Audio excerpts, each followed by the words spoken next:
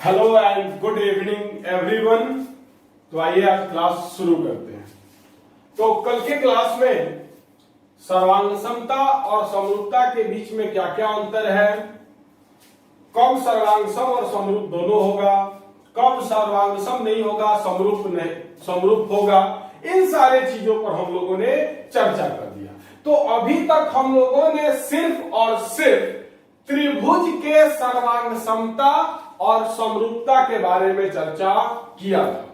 अब हम लोगों को वृत्त के बारे में चर्चा करना है, वर्ग के बारे में चर्चा करना है और जो आकृति है उन सभी के बारे में हम लोगों को चर्चा करना है।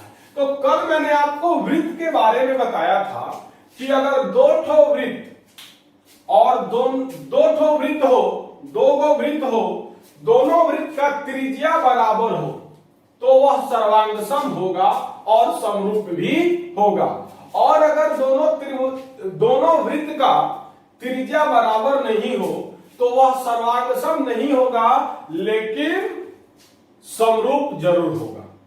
तो इस प्रकार हम लोगों को यह पता चला कि जितना वृत्त होता है वो सभी वृत्त आपस में समरूप होते हैं, भले ही त्रिज्या अलग अलग होता तो गोले ना है। तो समरूप का मतलब आकार एक जैसा हो और सर्वांग सम का मतलब एकदम हूबहू, एकदम हूबहू मतलब जुड़वा। सर्वांग सम का मतलब जुड़वा और समरूप का मतलब आकार एक तरह हो, बड़ा हो छोटा हो वो मायने नहीं रखता है। समरूपता के लिए बड़ा हो या दो ठो वृत्त है, एगो छोटा है एगो बड़ा है, कोई दिक्कत नहीं है। दो ठो त्रिभुज, एगो बड़ा है एगो छोटा है, कोई दिक्कत नहीं है, समरूप हो सकता है। लेकिन सर्वांग समता के लिए दोनों का समान होना जरूरी है। एक बड़ा हो एक छोटा हो तो सर्वांग सम नहीं होगा। तो चलिए, तो कल हम लोगों ने वृत्त के बारे में देखा था, अब आज आते हैं वर्ग के बारे में। वर्ग आप सभी जानते हो अच्छी तरीके से वर्ग क्या होता है। तो वर्ग का चारों भुजा बराबर होता है और प्रत्येक कोण 90 डिग्री होता है। तो ऐसा चतुर्भुज जिसका चारों भुजा बराबर हो और प्रत्येक कोण कितना डिग्री का हो, 90 डिग्री का हो, वर्ग कहलाता है। जैसे एग्जांपल में आप देख सकते हैं,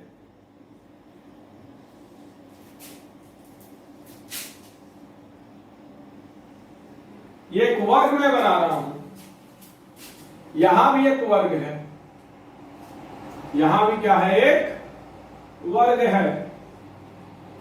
यह वर्ग है एबीसीडी और यह वर्ग है PQRS, PQRS। और आप सभी को पता है जैसे कि वर्ग का प्रत्येक कोण 90 डिग्री का होता है। तो वर्ग एबीसीडी का भी प्रत्येक कोण ए 90 डिग्री, कोण बी 90 डिग्री। 90 डिग्री का चिन्ह ऐसे दिया जाता है, कोण सी भी 90 डिग्री और कोण डी भी 90 डिग्री। अब देखिएगा ये वर्ग PQRS है तो कोण P भी 90 डिग्री, कोण Q भी 90 डिग्री, कोण S भी 90 डिग्री, कोण R भी 90 डिग्री। अब अगर मान लीजिए इस वर्ग का प्रत्येक भुजा 2 सेंटीमीटर है, ये 2 सेंटीमीटर है, ये 2 सेंटीमीटर है, ये 2 सेंटीमीटर और ये भी 2 सेंटीमीटर है। अब मान लीजिए कि इस वर्ग का भी प्रत्येक भुजा 2-2 सेंटीमीटर है।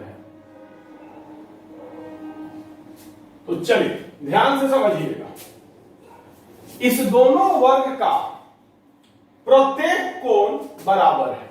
कोण ए और कोण P बराबर है, कोण B और कोण Q भी बराबर है, कोण D और कोण S भी बराबर है, कोण C और कोण R भी बराबर है।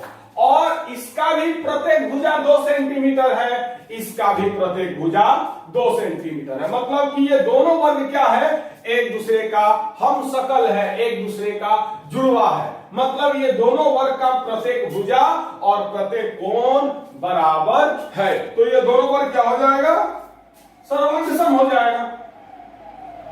ये दोनों वर्ग जो है वो सर्वांग सम हो जाएगा। अब देखिएगा प्रत्येक कोण बराबर है तो भुजाओं का अनुपात देखा जाए तो AB और PQ संगत भुजा है, तो AB और PQ का अनुपात निकालिए तो 2 सेंटीमीटर बटा 2 सेंटीमीटर, 2 से 2 कट गया 1, अब ऐसे ही BC और QR का भी आपको अनुपात 1 हो जाएगा, DC और SR का भी अनुपात 1 हो जाएगा, AD और PS का अनुपात भी 1 हो जाएगा। मेरे कहने का मतलब है कि इस दोनों वर्ग के भुजाओं का अनुपात भी बराबर है, दोनों वर्ग का प्रत्येक कोण भी बराबर है और भुजाओं का अनुपात क्या है, 1 है, मतलब भुजाओं का अनुपात भी बराबर है। तो ये दोनों वर्ग समरूप भी हो जाएगा।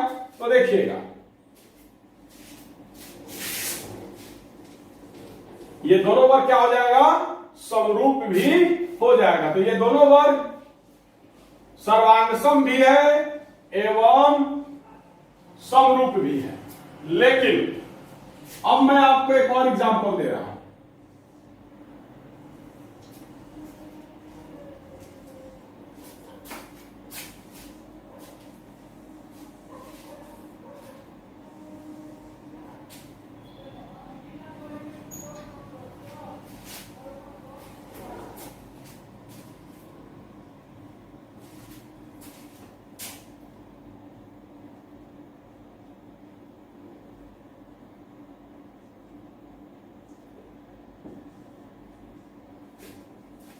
फिर से मैंने दो ठो वर्ग बनाया, एक वर्ग है ABCD और एक वर्ग है PQRS।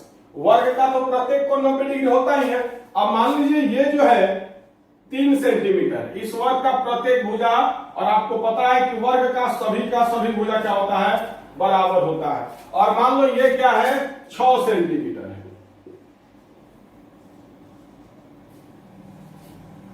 तो आप देख सकते हैं एग्जाम्पल नंबर 2, एग्जाम्पल नंबर 2 में आप देख सकते हैं क्या, तो ये वर्ग है ABCD और ये वर्ग है PQRS। इस दोनों वर्ग का प्रत्येक कोण बराबर है, क्योंकि प्रत्येक कोण 90 डिग्री है। कोण A भी 90 है, कोण B भी 90 है, कोण B भी 90 है, कोण Q भी 90 है, कोण C भी 90 है, कोण R भी 90 है, कोण D भी 90 है, कोण S भी 90 है। मतलब इस दोनों वर्ग का सभी कोण आपस में क्या है, बराबर है। लेकिन आप देख सकते हैं इसका जो भुजा है, इसका भुजा 3 सेंटीमीटर है, इसका भुजा 6 सेंटीमीटर है। इसका भुजा कितना है, 3 सेंटीमीटर, इसका भुजा कितना है, 6 सेंटीमीटर है। तो ये दोनों वर्ग का भुजा क्या है, बराबर नहीं है। तो भुजा बराबर नहीं है, तो ये दोनों वर्ग सर्वांगसम नहीं होगा। ये दोनों वर्ग सर्वांगसम नहीं होगा। लेकिन अब लेकिन क्या, तो देखिएगा, अब देखा जाए इस दोनों वर्ग का संगत कोण तो बराबर है। जरा भुजाओं का अनुपात भी देख लिया जाए। तो मान लीजिए AB और PQ संगत भुजा है, तो AB और PQ का अनुपात निकाला जाए। AB कितना है, 3 सेंटीमीटर है, PQ कितना है, 6 सेंटीमीटर है। तो 3 से 6 कट गया 2 बार में, मतलब 1/2। वैसे ही BC और QR का अनुपात निकालोगे तो 1/2 आएगा, क्योंकि ये भी 3 है, ये भी 6 है। वैसे ही CD और RS का अनुपात निकालोगे तो 3/6 मतलब 1/2। वैसे ही AD और PS का भी अनुपात निकालोगे तो 1/2 ही आएगा। मतलब इस दोनों वर्ग के भुजाओं का अनुपात क्या है, बराबर है। इस दोनों वर्ग के भुजाओं का अनुपात क्या है, बराबर है। तो प्रत्येक कोण बराबर है, लेकिन भुजा बराबर नहीं है, तो सर्वांगसम नहीं होगा। और समरूपता के लिए देखा जाए तो प्रत्येक कोण दोनों वर्ग का, इस वर्ग का और इस वर्ग का प्रत्येक कोण बराबर है। और भुजाओं का अनुपात भी क्या है, बराबर है। सभी भुजाओं का अनुपात 1/2 है। तो ये दोनों त्रिभुज ये दोनों वर्ग जो है वो समरूप होगा। तो सर्वांगसम नहीं होगा, लेकिन समरूप है। ये दोनों का दोनों वर्ग सर्वांगसम नहीं है, लेकिन समरूप है। तो पहले वीडियो को रोक करके उतारिए, उसके बाद हम इसका जो थ्योरी है वो लिखेंगे। वीडियो को रोक करके उतारो।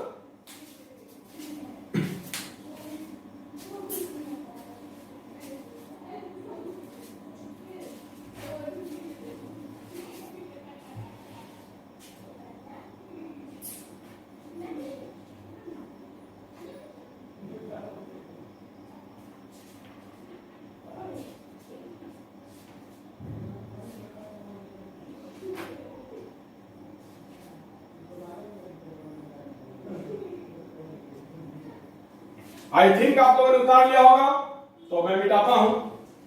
तो अभी आप लोगों ने देखा कि दो वर्ग का अगर भुजा बराबर है तो वह समरूप भी है और सर्वांग सम भी है।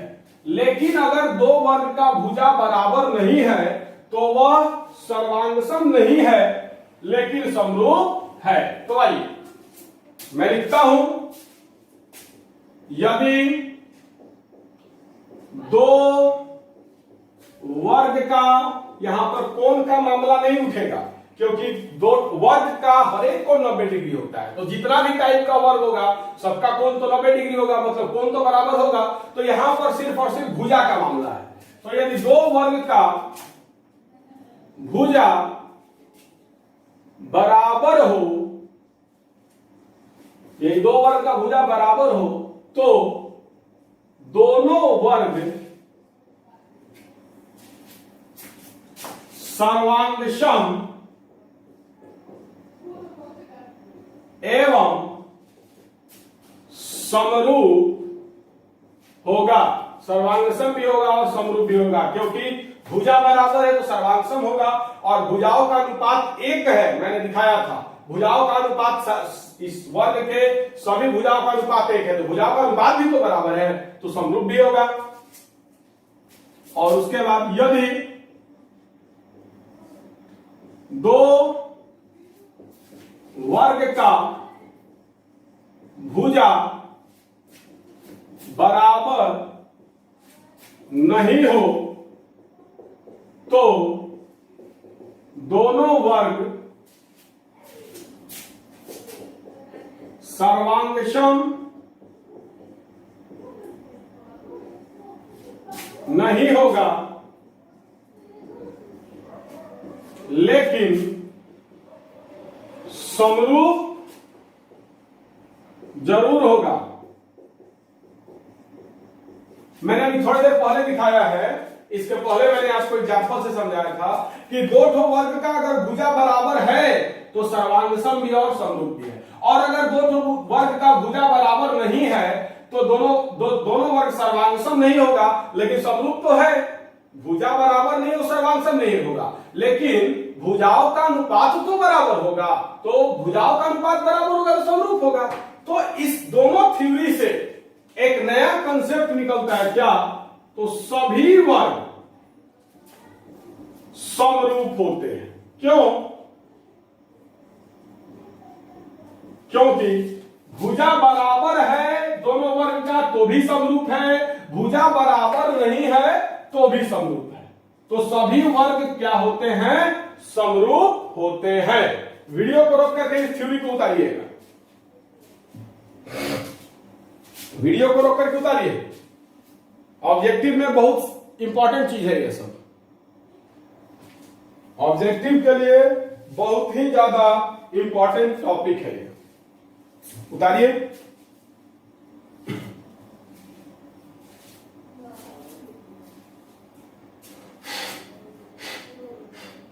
अब आइए, आई थिंक आप लोगों ने उतार लिया होगा। अब हम लोग चर्चा करेंगे समबाहु त्रिभुज पर।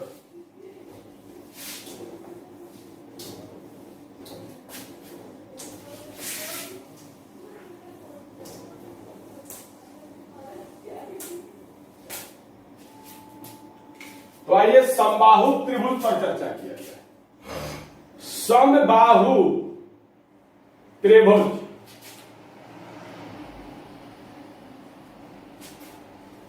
आइए जरा समबाहु त्रिभुज के बारे में समझा जाए।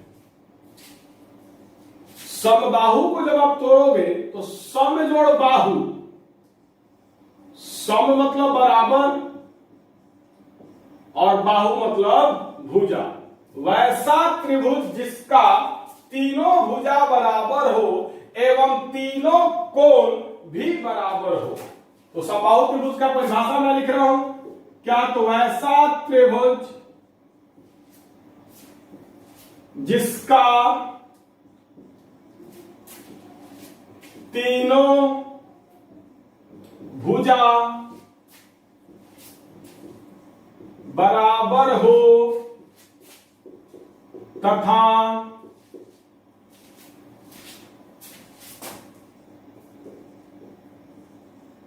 प्रत्येक कोण 60 डिग्री का हो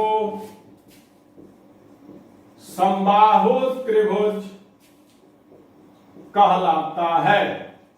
समबाहु त्रिभुज कहलाता है। तो समझिएगा, मैं यहां पर दो एग्जांपल दे रहा हूं। जैसे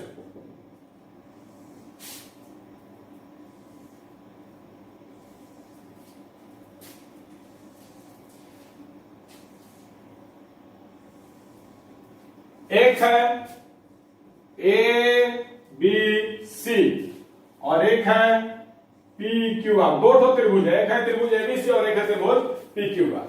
अब मान लीजिए कि इस त्रिभुज का तीनों भुजा बराबर है। मैंने मान लीजिए कि ए बी भी 2 सेंटीमीटर है, बीसी भी 2 सेंटीमीटर है और एसी भी 2 सेंटीमीटर है। अब मान लीजिए इस दोनों का त्रिभुज का भी प्रत्येक भुजा बराबर है। मान लीजिए पी क्यू 5 सेंटीमीटर है, क्यू आर 5 सेंटीमीटर है, पी आर भी 5 सेंटीमीटर है।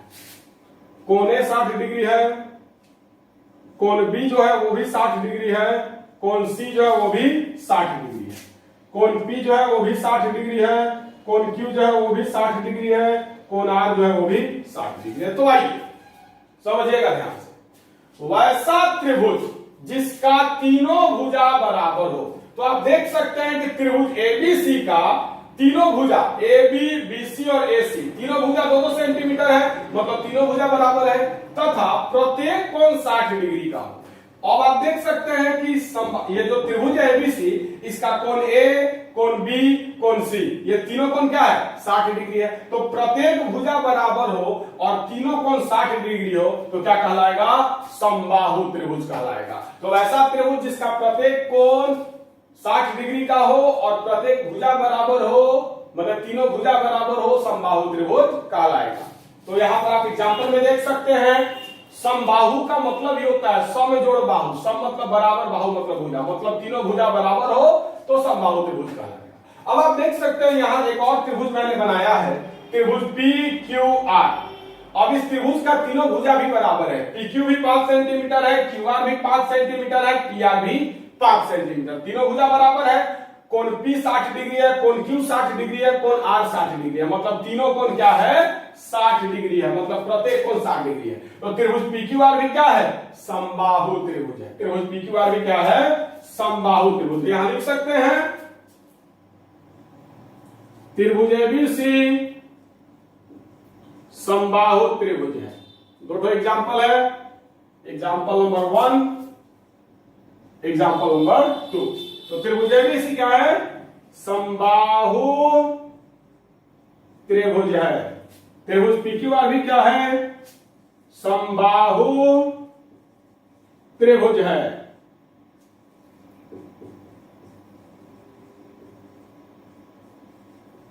वीडियो को रोक करके उतारिए, वीडियो को रोको और उतारो।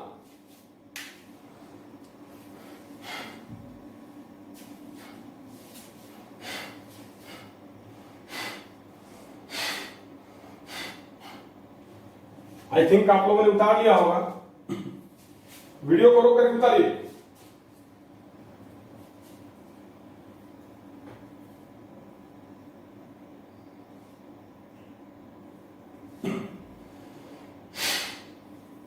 चलिए हम आगे बढ़ते हैं।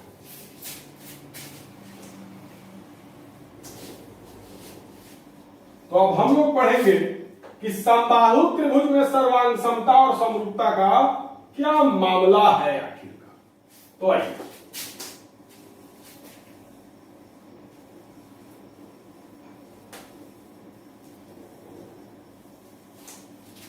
समझिएगा एकदम ध्यान से, बहुत ही इंपॉर्टेंट कॉन्सेप्ट बता रहे हैं बाबू। समबाहु त्रिभुज, मान लो दो ठो समबाहु त्रिभुज है। एक वो समबाहु त्रिभुज है ए बी सी और एक वो समबाहु त्रिभुज है मान लो पी क्यू आर। दोनों समबाहु त्रिभुज है तो ये तो निश्चित है कि प्रत्येक कोण 60 डिग्री होगा। प्रत्येक कोण 60 डिग्री होगा। ये भी 60 डिग्री है, ये भी 60 डिग्री है, ये भी 60 डिग्री है। अब मान लो A B 2 centimetre, B C 2 centimetre, A C 2 centimetre, समबाहु है तो तीनों भुजा बराबर होगा। अब मान लो पी क्यू भी 2 सेंटीमीटर, क्यू आर भी 2 सेंटीमीटर, पी आर भी 2 सेंटीमीटर। अब आइए इस दोनों त्रिभुज पर हम लोग चर्चा करते हैं। तो देखिएगा, त्रिभुज एबीसी तथा त्रिभुज पीक्यूआर, इस दोनों त्रिभुज पर हम लोग चर्चा करते हैं। तो त्रिभुज एबीसी तथा त्रिभुज पीक्यूआर में कोण ए बराबर कोण पी, कोण ए भी 60 डिग्री है, कोण पी भी 60 डिग्री है, कॉमा कोण बी बराबर कोण क्यू, कोण बी भी 60 डिग्री है, कोण क्यू भी 60 डिग्री है, तथा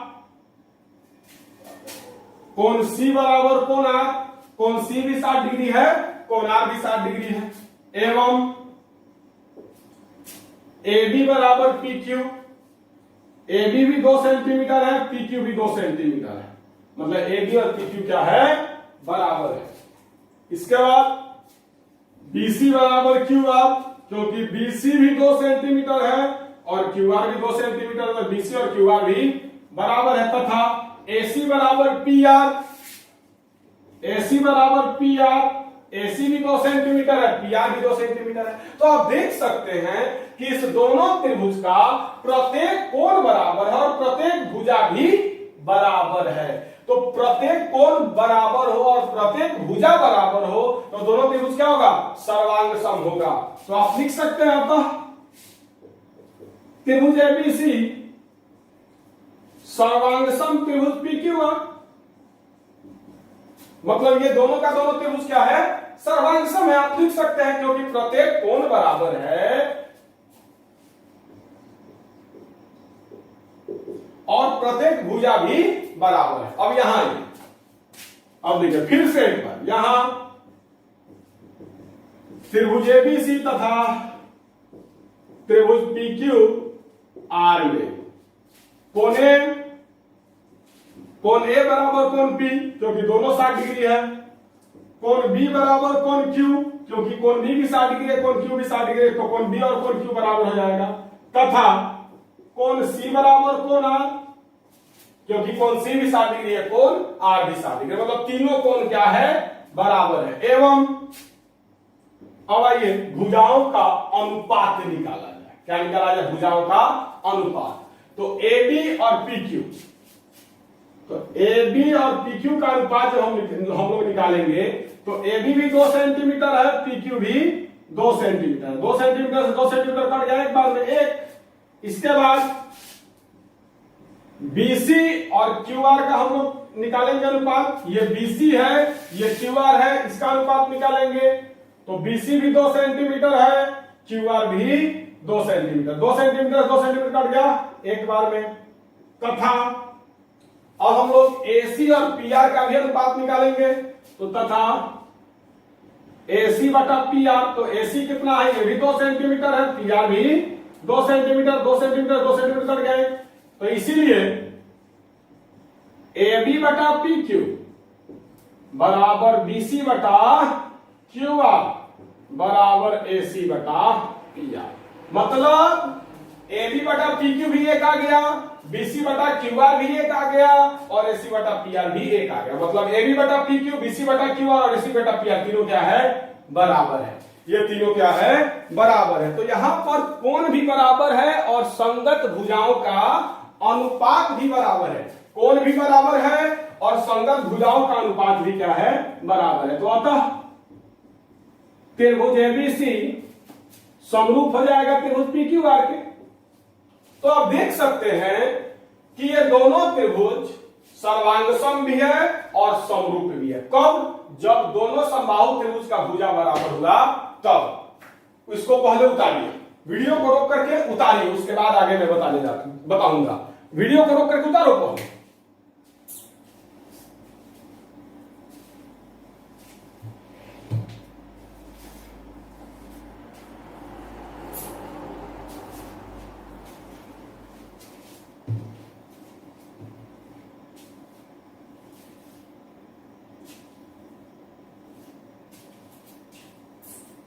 आई थिंक आप लोगों ने उतार लिया होगा। अब आइए एग्जांपल नंबर 2 पर आते हैं।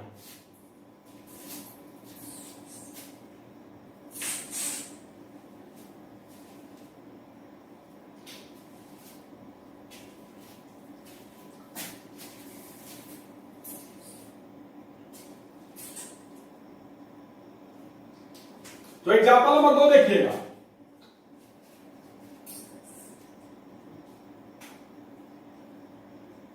अब मान लीजिए फिर 2 ठो त्रिभुज हमने लिया, फिर हमने क्या किया, 2 ठो त्रिभुज लिया। एक त्रिभुज है, अब ये नया क्वेश्चन है, मैं इस पर रफ कर दूंगा।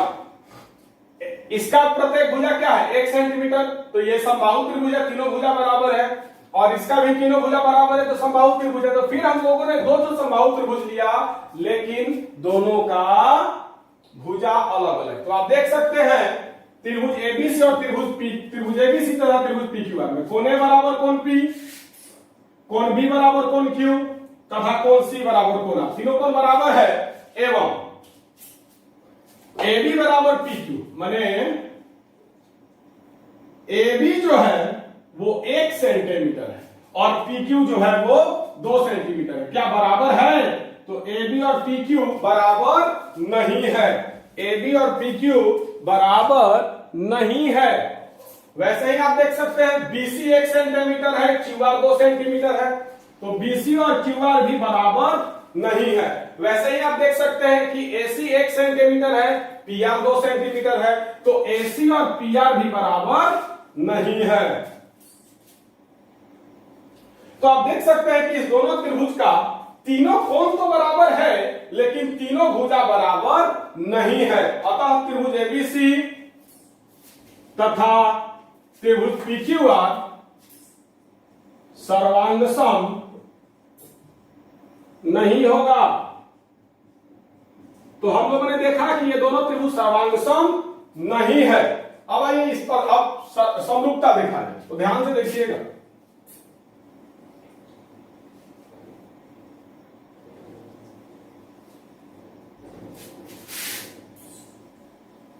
तो चलिए देखिएगा ध्यान से। अब त्रिभुज एबीसी तथा त्रिभुज पीक्यूआर में, इस त्रिभुज में और इस त्रिभुज में तीनों कोण बराबर है। कोण ए बराबर कोण पी, कोण बी बराबर कोण क्यू, कोण सी बराबर कोण आर, तीनों कोण बराबर है। एवं अब भुजाओं का अनुपात देखा जाए, मतलब ए बी बटा पी क्यू, बीसी बटा क्यू आर और एसी बटा पी आर। अब इस तीनों भुजाओं का अनुपात देखा जाए, तो ए बी 1 सेंटीमीटर है और PQ 2 सेंटीमीटर है। आप देख सकते हैं कि AB कितना है, 1 सेंटीमीटर, और PQ कितना है, 2 सेंटीमीटर। सेंटीमीटर सेंटीमीटर कट गया, क्या बचा, 1/2। वैसे ही BC बटा QR, तो BC भी 1 सेंटीमीटर है और QR 2 सेंटीमीटर है। BC और QR का अनुपात निकाला जाए तो BC 1 सेंटीमीटर है, QR 2 सेंटीमीटर है, तो सेंटीमीटर और सेंटीमीटर कट गया, क्या बचा, 1/2। तथा अब AC और PR का अनुपात निकाला जाए, तो AC 1 सेंटीमीटर है और PR जो है वो 2 सेंटीमीटर है, तो सेंटीमीटर सेंटीमीटर कट गया, क्या बचा, 1/2। तो आप देख सकते हैं कि AB और PQ का अनुपात 1/2 आ गया, BC और QR का अनुपात भी 1/2 आ गया, AC और PR का अनुपात भी 1/2 आ गया। मतलब तीनों भुजाओं का अनुपात क्या हो गया, बराबर हो गया। अतः त्रिभुज एबीसी और त्रिभुज PQR क्या है, समरूप है। ये दोनों त्रिभुज समरूप है। तो पहले वीडियो को रोक करके इसको उतारिए, उसके बाद हम लोग इस पर आगे चर्चा किया जाएगा। वीडियो को रोक करके उतारिए, उसके बाद इस पर आगे चर्चा होगी।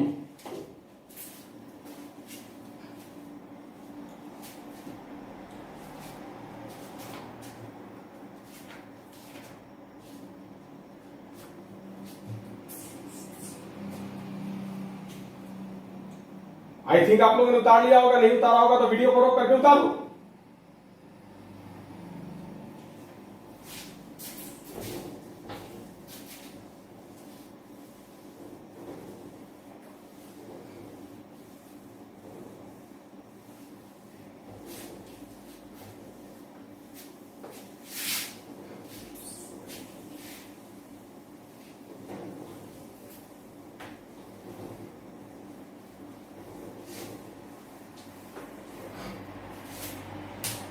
हाँ भाई, तो हम लोगों ने अभी देखा कि दो समबाहु त्रिभुज का यदि भुजा बराबर है तो दोनों समबाहु त्रिभुज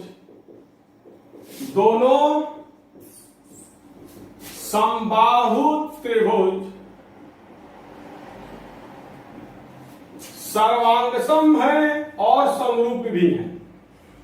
सर्वांगसम एवं समरूप है। उसके बाद दूसरे एग्जांपल में हमने देखा है क्या, तो दो समबाहु त्रिभुज का यदि भुजा बराबर नहीं है तो दोनों समबाहु त्रिभुज सर्वांगसम नहीं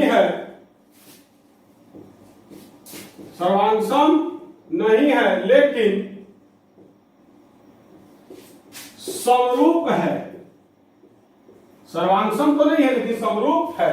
मतलब क्या हुआ, तो मतलब ये हुआ कि दो ठो समबाहु त्रिभुज का अगर भुजा बराबर है तो वह सर्वांगसम भी होगा और समरूप भी होगा। लेकिन अगर दो ठो समबाहु त्रिभुज का भुजा बराबर नहीं है तो वह सर्वांगसम नहीं होगा लेकिन समरूप होगा। इसका मतलब क्या होगा, इसका मतलब यह होगा कि जितना समबाहु त्रिभुज होता है वो सब का सब समरूप होता है, चाहे भुजा बराबर हो चाहे नहीं हो। समबाहु अगर दो ठो समबाहु त्रिभुज दिया है तो दोनों समरूप होगा, भुजा बराबर है या नहीं है ये मायने नहीं रखता है। तो इस दोनों कंसेप्ट से भुजा बराबर है तो भी सर्वांगसम एवं समरूप है, भुजा बराबर नहीं है तो भी समरूप है। इसका मतलब हुआ दो समबाहु त्रिभुज समरूप होते हैं। तो चलिए वीडियो को रोक करके फटाक से उतारिए, तो वीडियो को रोक करके उतारो जल्दी, वीडियो को रोक करके उतारिए जल्दी।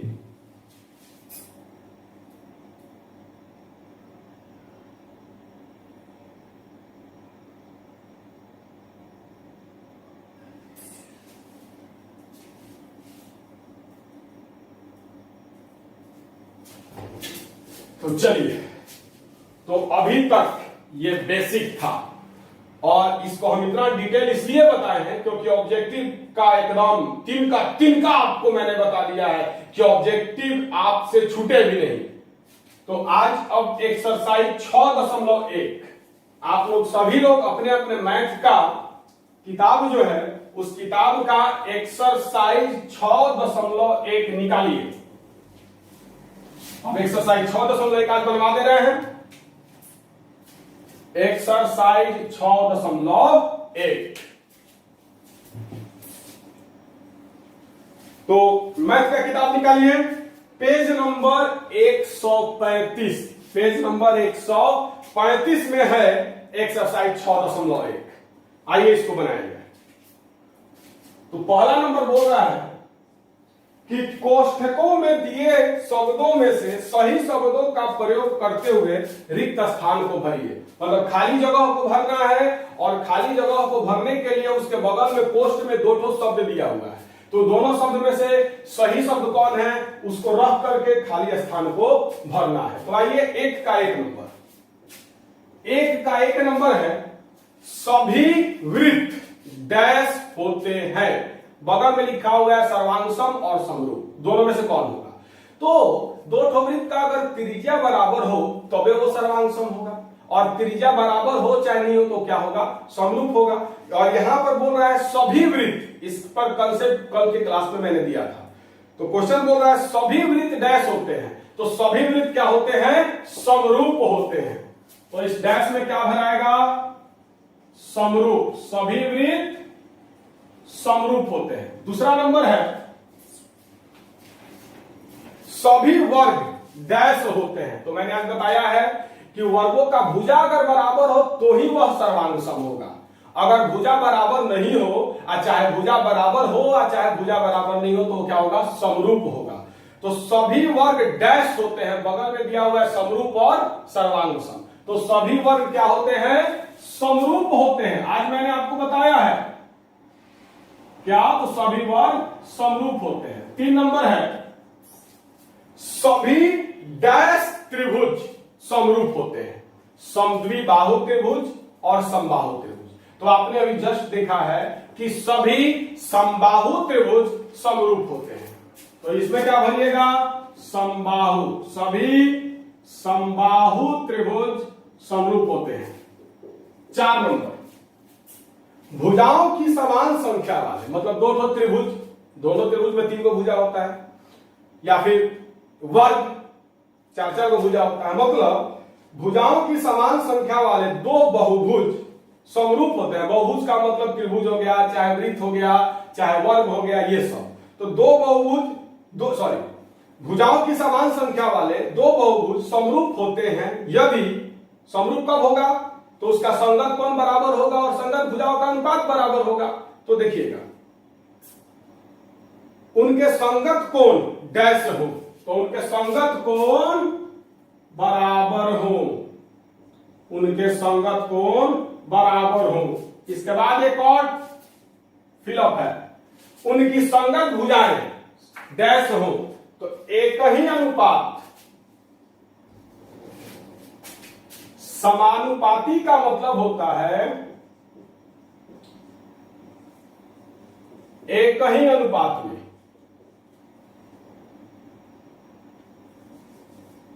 या फिर बराबर अनुपात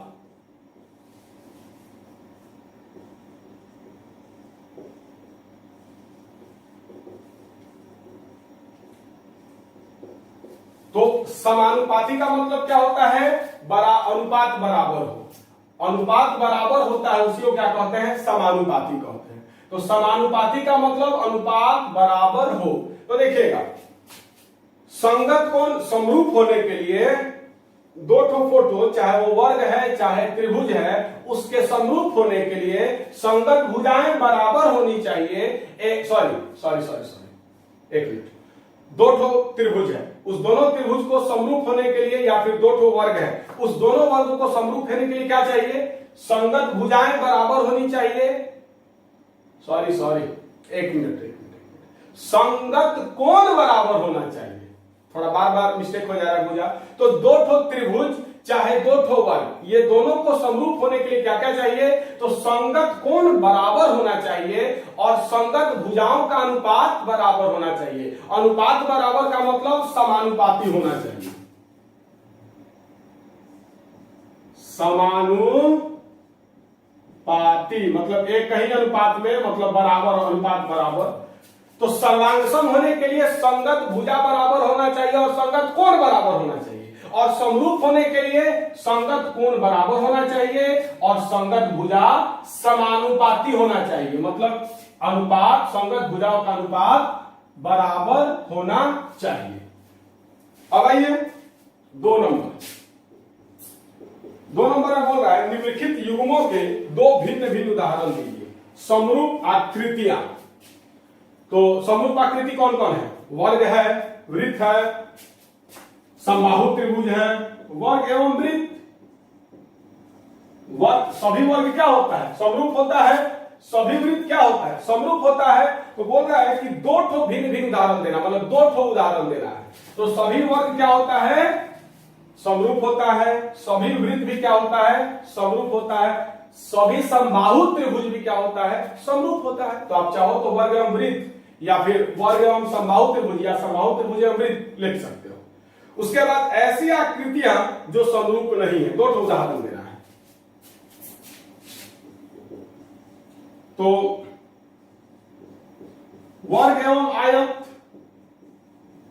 वर्ग एवं आयत, वर्ग एवं आयत ये दोनों, वर्ग और आयत दोनों समरूप नहीं होता है। उसके बाद त्रिभुज एवं वृत्त ये भी दोनों समरूप नहीं होता है। त्रिभुज एवं वृत्त, वर्ग और आयत कभी भी समरूप नहीं होता, आप जानते हैं। दो ठो वर्ग ही समरूप होता है। त्रिभुज और वृत्त भी कभी भी समरूप नहीं होता है। तो ऐसी आकृतियां जो समरूप नहीं, उसका उदाहरण देना। आप 3 नंबर बताइए कि निम्नलिखित चतुर्भुज समरूप है या नहीं। तो 3 नंबर को ध्यान से देखिएगा। आप चाहो तो वीडियो को रोक करके इसको उतारो पहले। वीडियो को रोक करके उतारो।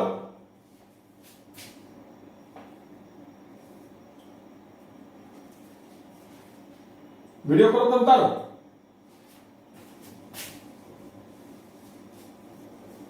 अब बोल रहा है कि बताइए कि निम्नलिखित चतुर्भुज समरूप है या नहीं। 3 नंबर।